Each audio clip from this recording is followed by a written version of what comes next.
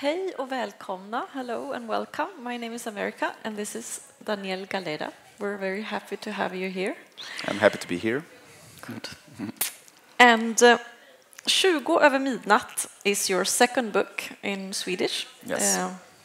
And you're both a writer and a translator. So I think my first question to you is, how does it feel to see your book in other languages? And in this case, I guess you don't understand a word in Swedish. Yeah. Good evening, everyone. Thank you for being here. Of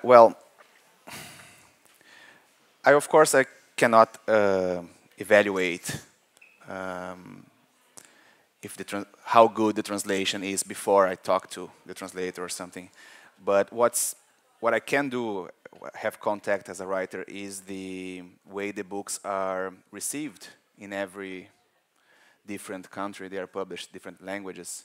So in some places, sometimes nothing happens. I mean, it's not only that the book doesn't sell, which is common, but that there's no reaction whatsoever, nothing on the press, or not a reader ever contacts me or anything.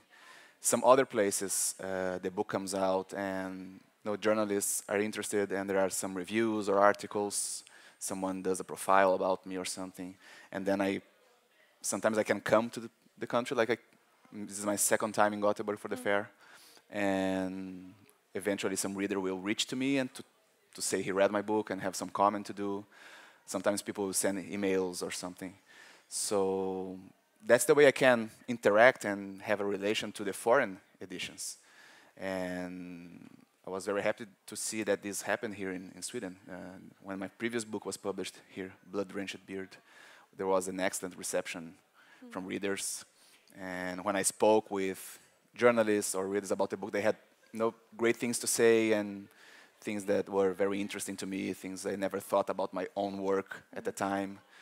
So those are the best cases. But of course, about the translation itself, I have to trust publishers, because they select who is going to translate. And I have a great publisher here, so I was never afraid about the translation. And the translator got a prize for the previous one, so now I'm absolutely sure it was the best choice. Yeah. So I have read your book and I really love it. It was an excellent read, so you have all that in front of you if you haven't done that yet. I was thinking, this is your second book in Swedish, and it's your fifth book it's the fifth book you've published, and you publish other small stories and so on. I was thinking, how do you start? How do you decide? Now I'm going to write 20 över midnatt. You mean for each project, each book? For example, this. Well, in my experience, each book, especially each novel, has a very different origin in terms of where the book comes from, or where my intention to write the book crystallizes into something real that I cannot avoid anymore. It changes from book to book. This one was maybe the book that was more difficult for me to write from all of them, because I spent maybe a couple of years without finding a new subject or a new project to work on. It was very hard.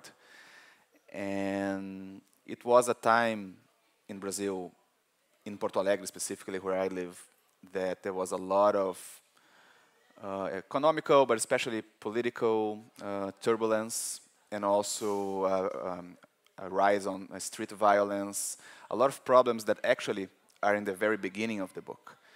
So it was a time for me. I was very anxious about all these situations, and not able to focus my mind on a new story for a novel. And then eventually I realized that the book had to be about exactly that feeling. All this confusion and anxiety I was feeling, the sensation that I was not able to apprehend everything that was going on. That's what I wanted to write about.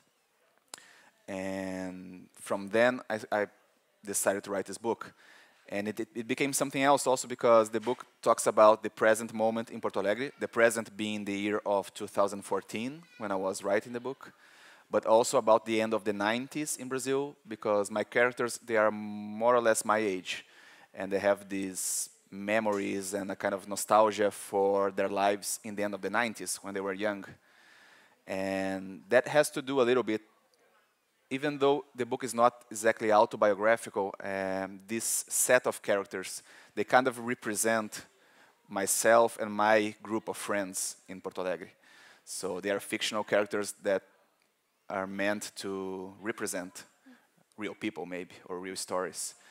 And so I wanted, on one hand, to express through the novel this anxiety about the present times, but also compare the differences between life in the end of the 90s and now for my generation in subjects like personal relations and work and expectations for the future, but also compare the different kinds of narratives about the end of the world that were going on in the turn of the millennium and more recently all around the world. I realized that to speak about the end of times 20 years ago or 15 years ago was a very different thing than speaking about the end of times now. And I wanted to explore that subject and make my characters being preoccupied with this ominous feeling that the world might be already ending in a sense. We're going to come back to the end of the world, but if you would give the audience like a 2.5-minute version about what is this book about, how would you present it? That would be difficult because the book ended up being he's very, fragmentary in its structure. And as I said, the book was difficult to write because when I realized what I wanted to do, I started to research a lot about Brazilian history and about politics, but especially about climate change, environmental problems, and new theories in philosophy about the end of times. I don't know. I won't remember all kinds of stuff I read, but overpopulation. These were heavy and dense subjects, and I became very involved in all of this. So I got a lot of material, and I had no idea how to turn it into a meaningful story. So I had to begin and try again several times, and I had several different versions in my mind and also in sketches about how the book would be structurally, and many times I had to just give everything away because it didn't work. And in the end, I realized that the book was becoming just as confused and fragmentary in a sense as my thoughts about all these subjects was. So in that sense, the story of the book is not very clear. But I can try to do that. Mm-hmm. We have 4 main characters, 4 friends, and 3 men and a woman. It's 3 men and a woman. And one of the men is gay. Sorry? And one of the men is gay. One of the men is gay. There's one that is a writer. The other is a journalist. He's a little bit older than the other 3. And the girl, Aurora, is a researcher in biochemistry, and she works with science. And they were friends in college. And the book begins in 2014, in the moment that Aurora, the girl, she knows, reading her newsfeed on Twitter, that Duque, the one that is the writer, was murdered in a robbery, an armed assault on the streets in Porto Alegre. So one of the 4 is dead as the book begins. But he's very present also because he's a kind of, absent protagonist. He's not part of the action, but the other 3 are all the time remembering about him and talking about him, so he's very present. But only the other 3 are narrators. So the story is about the 3 of them reuniting in Andrei's funeral. They meet again after 10 or 15 years without seeing each other. And for about 5 or 6 months in the first semester of 2014, the book covers what happens after they meet again. So there are 6 chapters, and 3 are narrated from the point of view of Aurora, 2 from Emiliano, and 1 from Antero, the other character. And of course, they each have their own problems and different lives by now, and different ways of thinking about how their back history was, and also about what is happening in the world around them in the present. So I wanted their different point of views to, to work on top of each other to give this full picture of many views of current life of people from my generation. I mean, with that I mean middle class white people in Porto Alegre in Brazil, more or less my age. So it's a very specific point of view, but it can be very complicated to try to display all the complexities that are involved in I don't know this. When I read your book, the first thing I thought was that Daniel Galera has got himself murdered. Because the writer is dead. Yes. But I did you it don't on have to purpose, answer that. I was just thinking, the first sentence of the book is fantastic. And it made me think, of course, of Gabriel Garcia Marquez, but also Eduardo Galeano, that sometimes has these sentences that you think that now it's going to end. No, now it's going to end, and it doesn't end. So I was thinking that I want to read that in Swedish, and then I want you to read it in Portuguese. Sure. Is it okay that I begin, or do you want to begin? I think you read first. Okay. Så det här är alltså första meningen i boken. Det häftiga begäret att skynda på världens undergång hängde samman med lukten av mänsklig avföring på trottoarerna. Med dunsten av ruttnande avfall som ansamlats kring de kommunala soptunnorna. Med busstrejken och den allmänna förtvivlan över den värmebölja som tryckte Porto Alegre under de där dagarna i slutet av januari.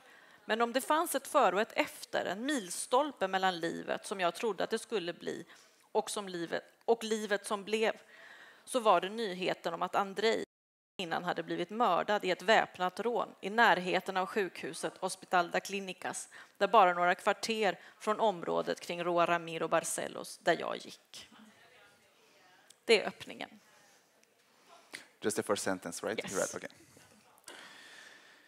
Aquele ardor repentino por facilitar a destruição do mundo tinha a ver com o cheiro de merda humana nas calçadas, com os vapores do chorume acumulado em torno dos contêineres de lixo da prefeitura, com a greve dos ônibus e com o desespero geral pela onda de calor que esmagava Porto Alegre naquele final de janeiro. Mas se houve um antes e um depois, um marco entre a vida que parecia que eu iria ter e a vida que tive, esse marco foi a notícia de que o Andrei havia sido assassinado num assalto à mão armada na noite anterior, perto do Hospital de Clínicas, a poucas quadras da região da Ramiro Barcelos por onde eu caminhava. Yes. Are there any Portuguese speakers here? I'm just curious. Okay.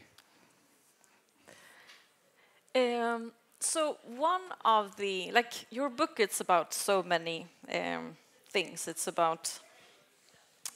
about climate change, it's about the city of Porto Alegre, but also the city of Sao Paulo, the protests, the Four Friends. But one of the things that you really think about that is very present all the time is climate change. We in Sweden have also had a summer that in one hand has been great and very warm, which is not, it's not always like that in Sweden, but at the same time we have also had forest fires in very...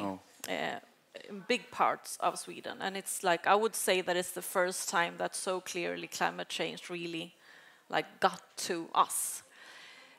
So the climate change as a character in your book, how do you were telling us a bit, you did research and so on, but how is it are you afraid yourself? Have you Yes, of course. I heard the weather was hot in all of Europe. I think there were record temperatures. Yeah, And, well, I always believed, I mean, it's been many years since I read about climate change, and I always believed this was something was real. I mean, we have climate change deniers until today, but 99.9% of serious scientists around the world are pretty sure it's going on, and it was at least in part caused by human activity. And we've seen efforts recently in try to not revert climate change, but make it not so bad as it could be. And there were agreements recently in Paris and others before, and apparently they will not be fulfilled by most of the countries. So if we think in a realistic way, it probably can't be stopped. It's just going to go on. It's very hard to predict how bad it will be, but it will change our lives in some degree. And I am worried because it's not only climate change, the more I read in researching for this novel, more I was realizing that the models of economy, which are based on infinite growth, for example, they are becoming obviously not sustainable. And people who still believe that's the way we should go, they believe that some kind of technological miracle will always take place in order for us to keep growing and and for the population to be expanding more and more, and that will never end.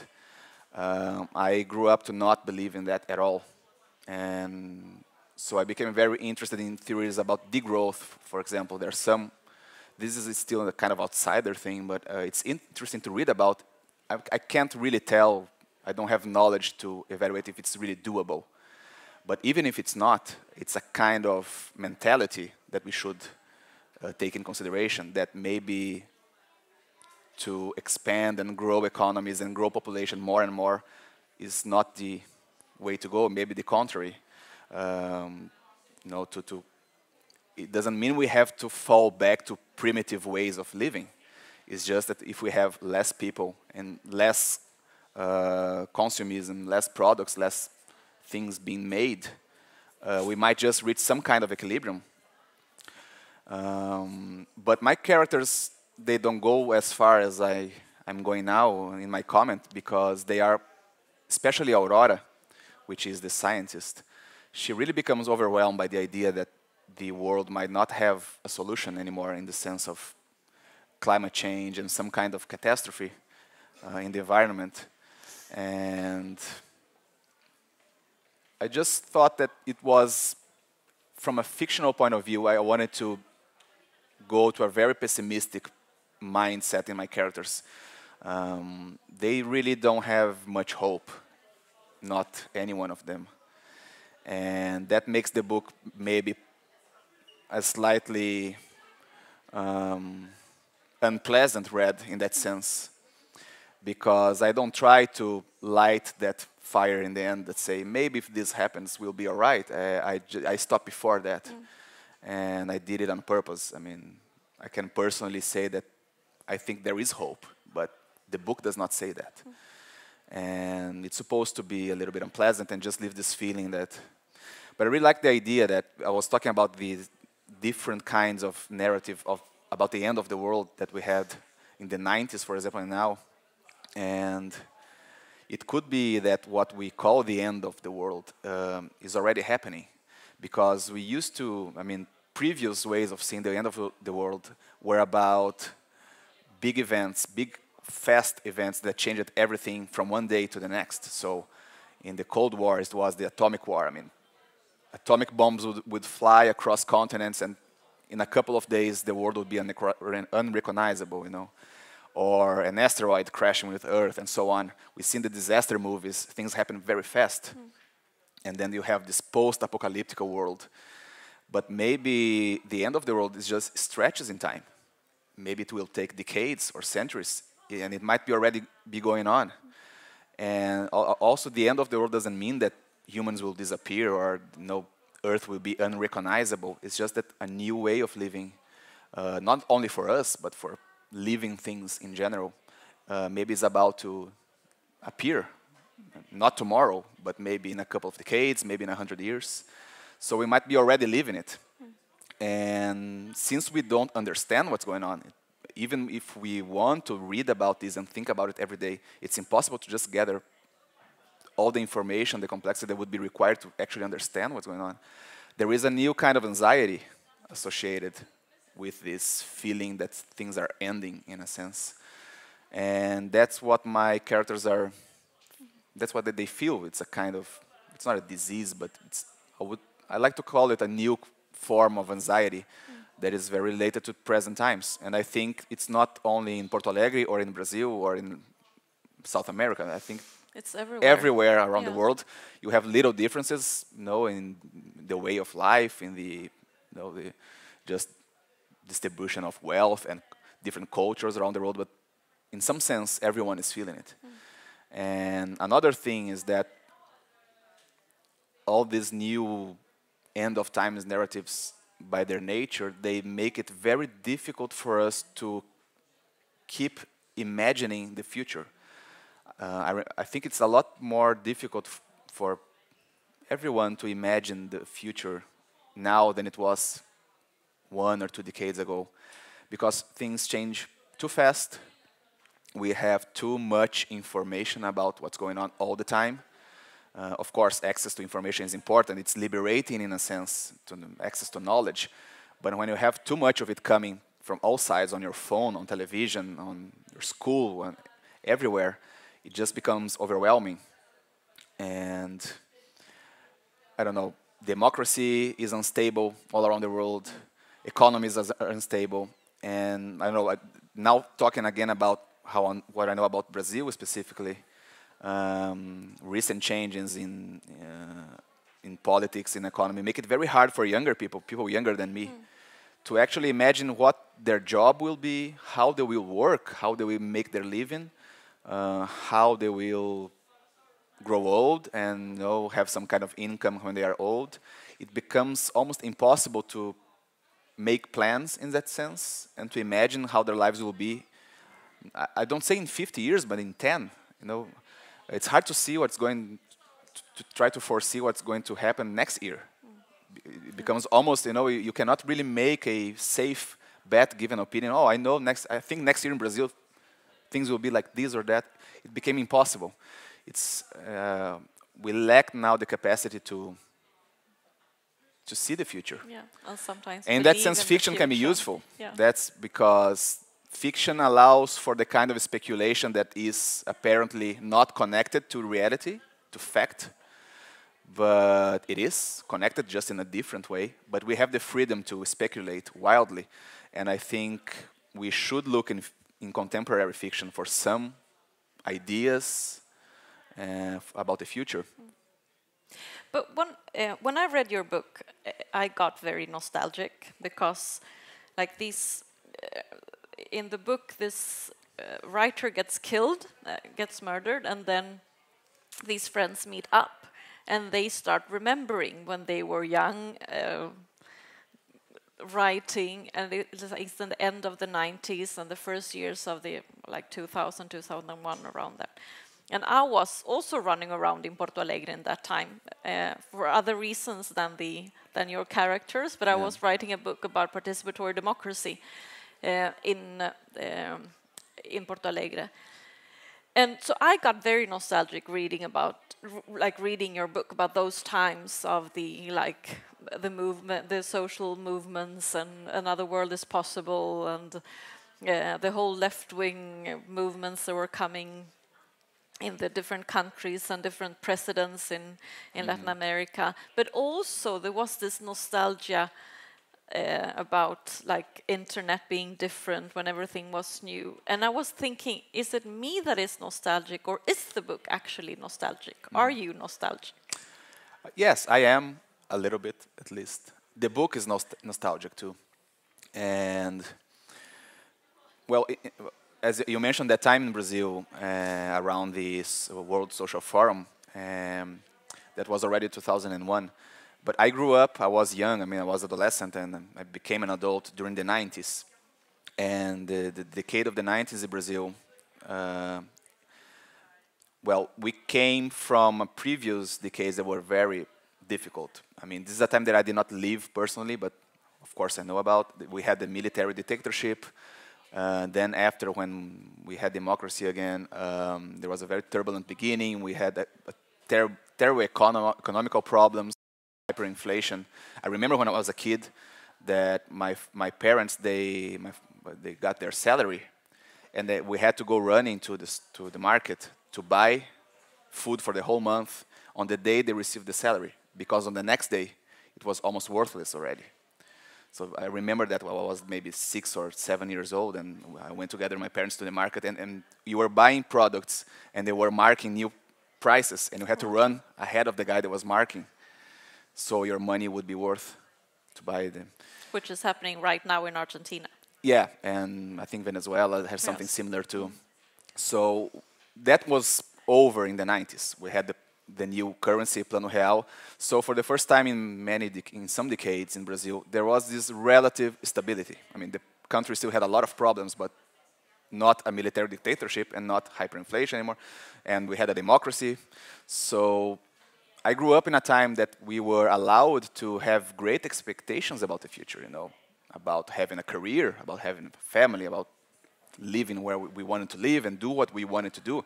And our parents were, you know, they had this legacy of the hippies and the 70s, then they wanted their kids to be whatever they wanted. So I grew up hearing from my parents, you know, you can be whatever you want. In school, that was the ideology. I mean, believe in your dreams. You can do it, just you have to believe and have faith and effort, and you can do anything. Which of course is not true, but as an ideology, it works. And so I believed in that. My generation was guided by the kind of environment.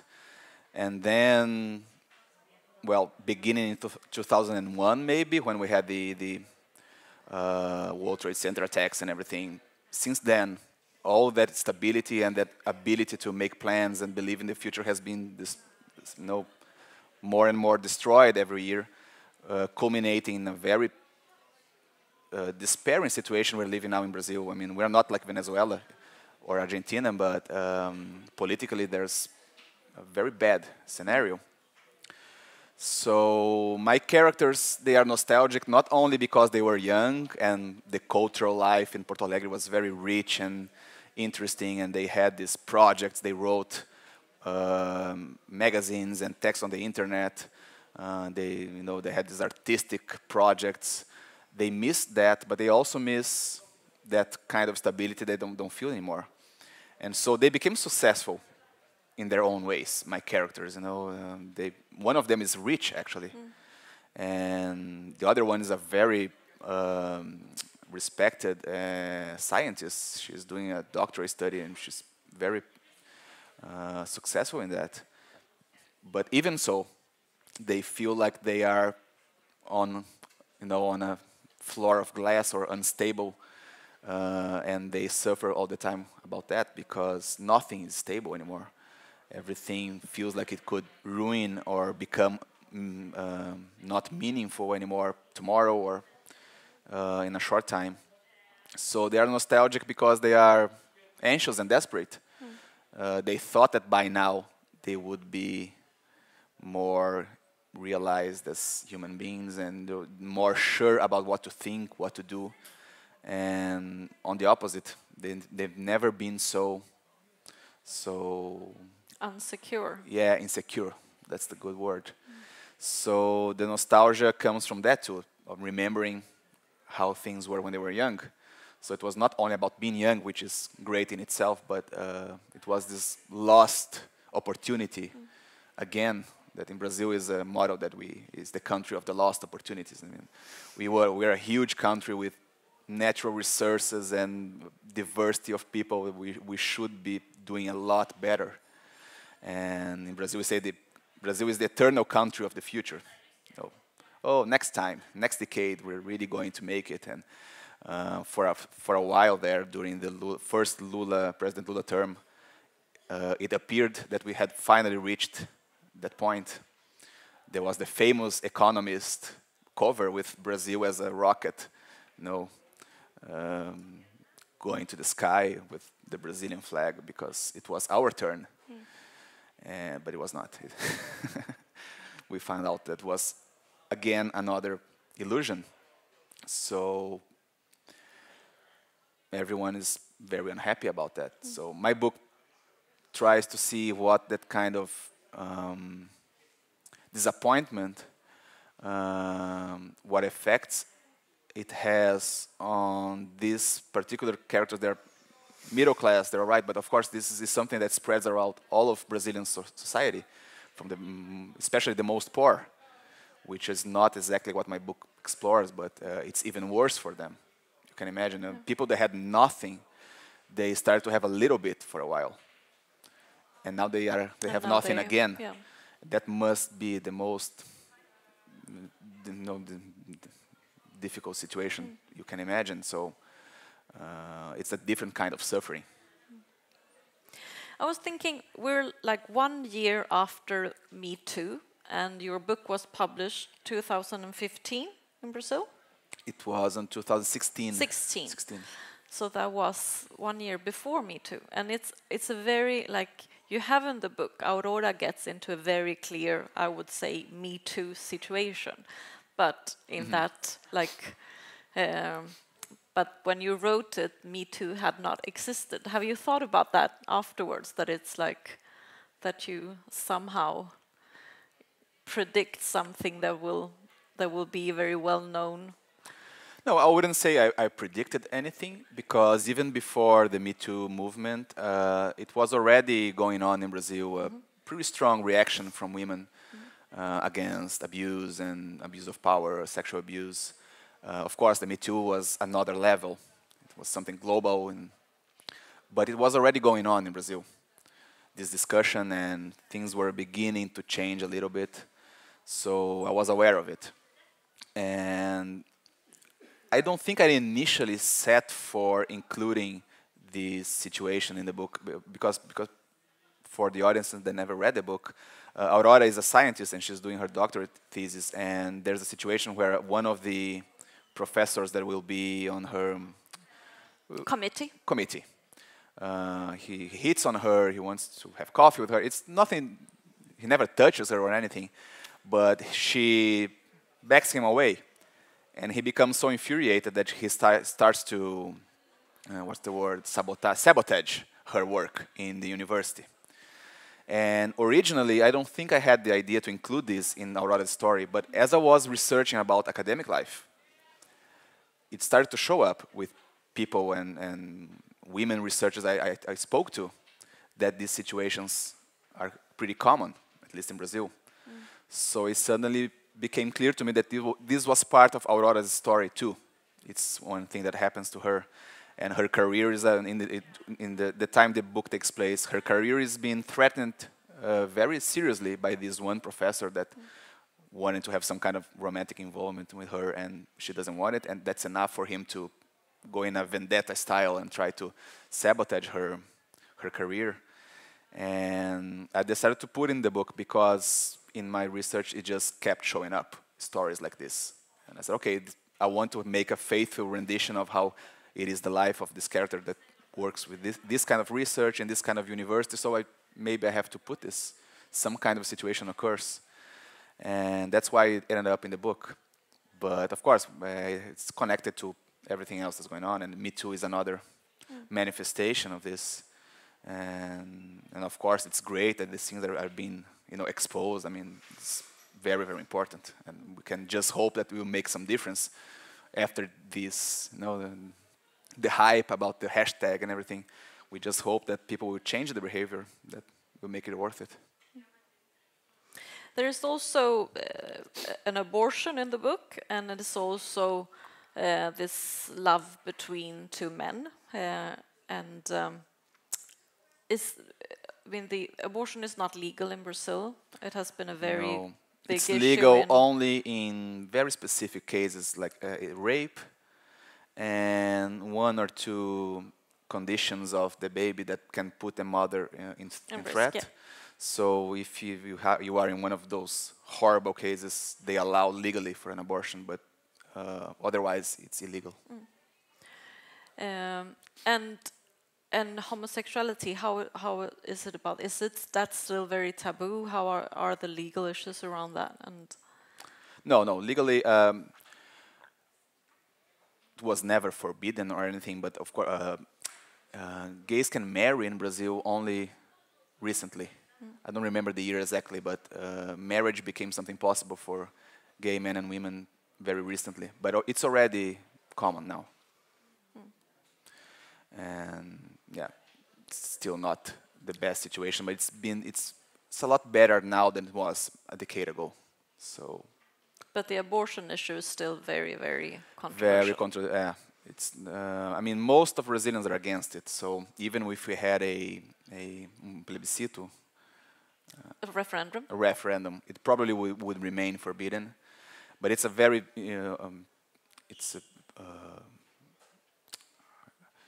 a big problem because, of course, thousands and thousands of women do abortions anyway, and they will keep doing them. And they are forced to do them in terrible conditions usually because it's forbidden. They have to go in, how to say, illegal clinics. If the woman is rich, she can afford a safe clinic. If she's not, she will probably be running risks in the procedure, and so a lot of women die because of that. And I always was, and still am, in favor of legalizing abortion. I think it's the woman's decision, control over her own body and everything else. It has to have rules. But that it's probably not happening soon in Brazil, I think. And now you're having a presidential candidate that wants to make it even more illegal. Yes. The candidates in our election, they either never touch on the subject, or like Bolsonaro, the one that is leading the polls, he's totally against it, and he wants to make it forbidden in all cases. I mean, even if the mother is in risk of dying, doesn't care. So it can get worse. And of course, the few candidates that talk about that and want to change the law, they have like 1% of intentions of votes. So at least they can bring the discussion during the campaign, but it's not like they're going to make a difference or win. So yeah, we have some very regressive forces operating in Brazilian society right now, and they are close to achieving positions of power that might initiate a very dark time. So there's still a little bit of hope that we will beat them in the election, but it's not looking very good. I'm afraid to say, but I have hope. That's good that you have hope. I was thinking about that when you said that you don't like the end of the book. It's not hopeful, even though that you have hope. Because my reading was, maybe I got a bit romantic about your book, but I thought that like the theme of love being something strong and something to remember as hope was a theme in the book. Yeah, I'm happy that you caught that, because for me it's a very important part of the book too, because it's very subtle the way I put it in the book, but I think this is expressed mainly by Emiliano when he, if you remember, I mean, Emiliano is the character that is, I mean, he's gay, and Andrei, the writer, supposedly is not. But we learn reading the book that they had an affair like many, many years ago. And Emiliano never ceased to love Andrei. But Andrei never, I mean, remained his friend, but he made it like he was not interested anymore forever. And after Andrei dies, he's murdered, Emiliano, which is a journalist, is hired to write Andrei's biography. And he starts to do some initial research. And in a very special way, he finds out that actually Andrei kept loving him all these years. And of course, Emiliano is devastated by this realization, and Andrei is dead, so he's very sad and moved. And he ends up going to talk with Andrei's girlfriend. And the book kind of suggests that they might have a relationship between themselves in the future, even though I don't really say that. But Emiliano comments that, as long as people can still feel this kind of thing, there's reason to go on, there's reason to have hope. And it's very subtle, but I think it's very important because I think no matter how dark times are, that really is the kind of affection, of feeling that can, in the long term, make a difference. We have to keep wanting to find others and in this sentimental, affective way, and not lose that when times are difficult, when we are desperate, because it's just a shame, and I think it helps us to overcome other kinds of problems too. Yeah. Without us noticing that the world is ending. I think that is our ending. Thank you very much.